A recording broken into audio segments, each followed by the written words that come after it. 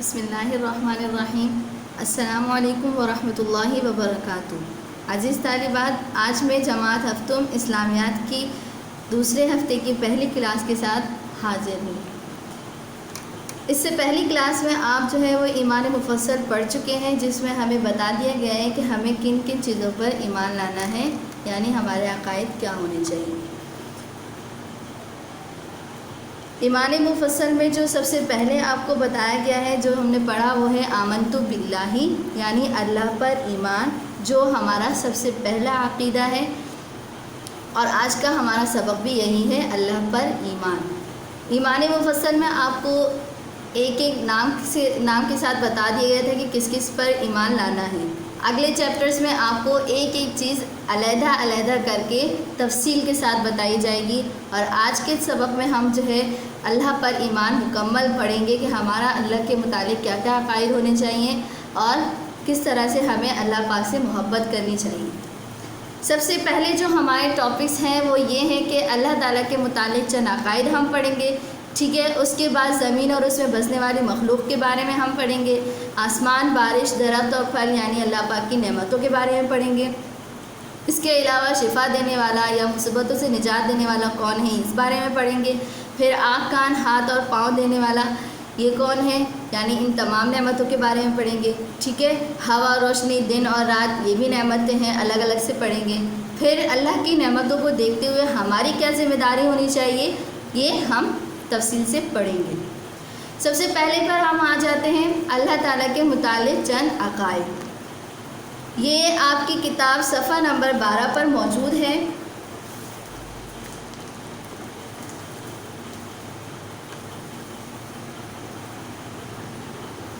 آئیے دیکھ لیتے ہیں ہم کتاب میں کہ ہمارا جو ہے وہ اللہ پاک کے متعلق کون کون سے عقائد ہونے چاہیے۔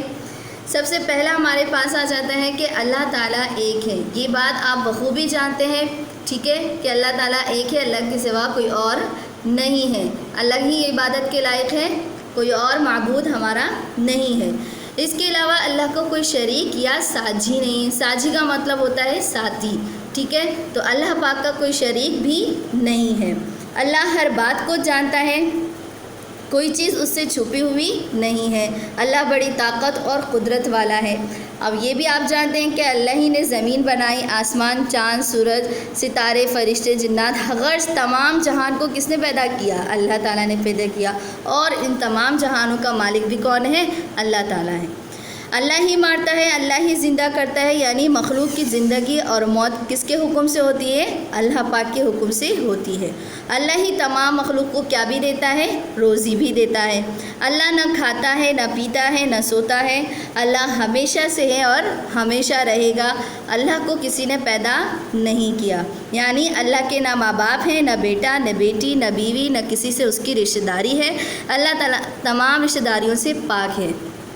اللہ کے سب محتاج ہیں، یعنی ہم سب اللہ پاک کے محتاج ہیں، وہ کسی کا محتاج نہیں ہے اور اس کو کسی بھی چیز کی کوئی حاجت نہیں ہے۔ ان تمام عقائد سے یہ بات ظاہر ہوتی ہے کہ اللہ تعالیٰ بے مثال ہے، اللہ تعالیٰ کا کوئی مثال نہیں ہے، ٹھیک ہے۔ اور ان تمام عقائد کے بارے میں قرآن کریم میں مختلف طریقے سے آیات جو ہے وہ نازل ہوئی ہے، لیکن ان تمام عقائد کے بارے میں جو مجموعی طور پر ایک سورت جو نازل ہوئی ہے وہ ہے سورۃ الاخلاص، ٹھیک ہے، جو آپ کی کتاب میں دی گئی ہے۔ سورہ اخلاص تو آپ حفظ تو کر چکے ہیں، لیکن چونکہ آپ لوگوں نے ترجمہ نہیں پڑھا، اس لیے آپ لوگوں کو زیادہ واضح نہیں ہے۔ یہاں پر ہم ترجمہ بھی پڑھ لیتے ہیں، ٹھیک ہے۔ تو پہلی آیت کیا ہے؟ قل هو اللہ احد، یعنی کہہ دیجئے اللہ پاک کیا ہے؟ ایک ہے۔ اللہ الصمد، اللہ بے نیاز ہے، ٹھیک ہے۔ لم یلد، اس نے نہیں جنا کسی کو، یعنی اللہ کا کوئی بیٹا بیٹی نہیں ہے۔ ولم یولد، اور نہ وہ کسی سے جنا گیا، یعنی اللہ پاک کے کوئی ماں باپ نہیں ہے۔ ولم یکن لہ کفوا احد، اس کا کوئی شریک بھی نہیں ہے، یعنی اللہ پاک ایک ہی ہے، ٹھیک ہے۔ تو یہ ہو گیا ہمارا پہلا ٹاپک کہ ہمیں اللہ تعالیٰ کے متعلق کیا عقائد رکھنے چاہیے۔ اس کے بعد آ جاتے ہیں ہم زمین اور اس میں بسنے والی مخلوق، ٹھیک ہے۔ آپ سب یہ جانتے ہیں کہ زمین کس نے بنائی ہے؟ اللہ تعالیٰ نے بنائی ہے، اور جس پر ہم رہتے ہیں، ٹھیک ہے۔ اور اس کے اندر جو تمام مخلوقات ہیں اس میں انسان بھی آ جاتے ہیں، جانور، ٹھیک ہے، یہ چرند پرند، اونچے اونچے پہاڑوں سے نکلنے والے دریا، اور پھر سمندر میں طرح طرح کے جانور، بے جان چیزیں، یہ سب چیزیں کس نے پیدا کی ہیں؟ اللہ تعالیٰ نے پیدا کی. اور اللہ تعالیٰ بہت بڑی قدرت والا ہے، کیونکہ یعنی اللہ پاک ان سب چیزوں پر قادر ہے. اور ان نعمتوں کا ذکر قرآن کریم میں کس آیت کے ذریعے کیا ہے؟ آیت کیا ہے؟ خلق السماوات بغیر عمد ترونہا، بنائے آسمان بغیر ستونوں کے کہ تم اس کو دیکھتے ہو. ہم دیکھتے ہیں نا کہ آسمان کے نیچے کوئی پلر وغیرہ نہیں ہے، کوئی ستون نہیں ہے، تو یعنی اللہ پاک نے جو آسمان بنائے ہیں بغیر ستون کے بنائے، ٹھیک ہے. اس کے بعد آ جاتے ہیں ہمارے پاس وَأَلْقَى فِي الْأَرْضِ رَوَاسِيَ أَن تَمِيدَ بِكُمْ، اور اس پر رکھ دیے زمین پر پہاڑ کہ تم کو لے کر جھک نہ پڑے. یعنی جو زمین بنائی ہے تو زمین کو جمانے کے لیے کیا رکھ دیے؟ اس پر پہاڑ. یعنی اگر ہم انسان اس پر آئیں گے اور پہاڑ اس پر نہیں ہے تو زمین ہمیں لے کر ادھر ادھر کیا ہو جائے گی؟ جھک جائے گی. تو زمین کو ایک جگہ ٹکانے کے لیے کیا کیا؟ اس پر پہاڑ رکھ دیے، ٹھیک ہے. اور وَبَثَّ فِيهَا مِن كُلِّ دَابَّةٍ، اور اس میں کیا کر دیے؟ ہر طرح کے جانور اس میں بکھیر دیے. وَأَنزَلْنَا مِنَ السَّمَاءِ مَاءً فَأَنبَتْنَا فِيهَا مِن كُلِّ زَوْجٍ كَرِيمٍ، اور اتارا ہم نے آسمان سے پانی، پھر اگائے زمین میں ہر قسم کے جوڑے خاصے. یعنی زمین آسمان سے جو ہے وہ آپ دیکھتے ہیں کہ بارش برستی ہے تو یہ کون کرتا ہے؟ اللہ پاک کرتے ہیں، ٹھیک ہے. تو پانی برسایا اور پھر اس کی وجہ سے کیا کیا؟ درخت اگائے، درختوں میں پھل لگائے، ٹھیک ہے، اور ہر چیز کے جوڑے بھی بنائے. آپ دیکھتے ہیں انسانوں کے بھی 2 جوڑے ہوتے ہیں، مذکر مؤنث، جانوروں میں بھی ہوتے ہیں مذکر مؤنث، اس طرح ہر چیز میں جوڑے ہوتے ہیں، ٹھیک ہے. نیکسٹ ٹاپک پر ہم آ جاتے ہیں. ہمارا کیا ٹاپک ہے نیکسٹ؟ آسمان، بارش، درخت اور پھل. اس کی ہیڈنگ سے ہی واضح ہو جاتا ہے کہ اس میں ہم کیا پڑھنے جا رہے ہیں کہ آسمان کس نے بنایا ہے؟ اللہ پاک نے. جب آسمان اللہ پاک نے بنایا ہے تو اس سے برسنے والی جو بارش ہوتی ہے وہ بھی کون کرتا ہے؟ اللہ پاک، ٹھیک ہے. اور انہیں پانی کی وجہ سے کیا ہوا؟ زمین پر درخت بھی اگائے، درختوں میں پھل لگائے، اور ان درختوں میں جو پھل لگائے وہ طرح طرح کے جو پھل ہیں وہ ہمیں کھلائے، ٹھیک ہے. اور میٹھا میٹھا پانی ہم کو پلایا، ہماری بھوک کو بھی مٹایا، ہماری پیاس کو بجھایا. بے شک اللہ بہت بڑا فضل والا ہے، ٹھیک ہے. اس کے بعد آ جاتے ہیں، آپ دیکھتے ہیں کہ ہم بیمار بھی ہوتے ہیں تو یہ بیماری دینے والا کون ہے؟ اللہ پاک ہے. تو جب ہم بیمار ہوتے ہیں تو ہم دعا بھی کرتے ہیں، جب ہم دعا کر لیتے ہیں تو اللہ پاک ہمیں کیا بھی دیتا ہے؟ شفا دیتا ہے. تو اس سے کیا معلوم ہو کہ بیماری دینے والا بھی اور شفا دینے والا بھی کون ہے؟ اللہ پاک ہے، ٹھیک ہے. اسی طرح مشکلات کا جو حل ہے وہ کون کرتا؟ ہماری مشکلات کو کون حل کرتا ہے؟ اللہ پاک حل کرتے ہیں. کیوں؟ کیونکہ مشکلات کس نے دی ہیں؟ اللہ ہی نے دی ہیں. اور مشکلات کو حل کرنے والا بھی کون ہے؟ اللہ پاک ہے، ٹھیک ہے. تو اس سے یہ بات بھی واضح ہوتی ہے کہ اگر ہم بیمار ہو جاتے ہیں تو ہمیں جو ہے ڈاکٹر کے پاس فوراً نہیں جانا چاہیے، یا ہمیں اس طرح کی اور دوائیوں کی طرف ہمارا ذہن نہیں جانا چاہیے، بلکہ ہمارا ذہن سب سے پہلے کس طرف جانا چاہیے؟ اللہ پاک کی طرف. کیوں؟ کیونکہ بیماری جب اسی نے دی ہے تو شفا بھی کون دے گا؟ اللہ پاک دے گا. اور اسی طرح مشکلات میں بھی ہے کہ اگر ہم پر کوئی مشکل آ جاتی ہے، کوئی آزمائش آ جاتی ہے تو لوگوں کو بتانے کے بجائے ہمیں کیا کرنا چاہیے؟ اللہ پاک سے دعا کرنی چاہیے، ٹھیک ہے. اس کے بعد آ جاتے ہیں کہ اللہ پاک نے اس طرح کی جو کائنات کی نعمتیں ہیں وہ تو دی ہی دی ہیں. زمین ہو گئی، بارش ہو گئی، پانی ہو گیا، ٹھیک ہے، جانور ہو گئے، پھل ہو گئے، یہ ساری چیزیں کیا ہے؟ ہمارے لیے نعمت ہے. لیکن اللہ تعالیٰ نے جب ہمیں بنایا تو ہمیں بھی کیا دیے؟ جسمانی طور پر، ذاتی طور پر بھی کیا دی ہے؟ نعمتیں دی ہیں. جیسے آنکھ، کان، ہاتھ اور پاؤں، ٹھیک ہے. تو یہ جو ہے دیکھنے کے لیے آنکھیں کس نے دی؟ اللہ پاک نے. کام کرنے کے لیے ہاتھ کس نے دیے؟ اللہ پاک نے. اسی طرح چلنے کے لیے پاؤں کس نے دیے؟ اللہ پاک نے، ٹھیک ہے. تو یہ ساری چیزیں ہمارے لیے بہت بڑی نعمت ہیں. اگر اللہ پاک ہماری ایک آنکھ کو لے لیں تو ہمیں کیا ہوگا؟ بہت مشکل ہوگی. ہمیں صحیح سے یہ سب کچھ دکھائی نہیں دے گا. ہماری بینائی لے لیں پوری تو ہم کیا ہو جائیں گے؟ اندھے ہو جائیں گے. کان لے لیں تو ہم کیا ہو جائیں گے؟ بہرے ہو جائیں گے، ٹھیک ہے. اور ہمارے ہاتھ لے لیں تو ہم کیا ہو جائیں گے؟ لنجے ہو جائیں گے. پاؤں لے لیں تو کیا ہو جائیں گے؟ لنگڑے ہو جائیں گے. تو غرض یہ کیا ہے؟ ہمارے لیے بہت بڑی نعمت ہے جس پر ہمیں اللہ پاک کا کیا کرنا چاہیے؟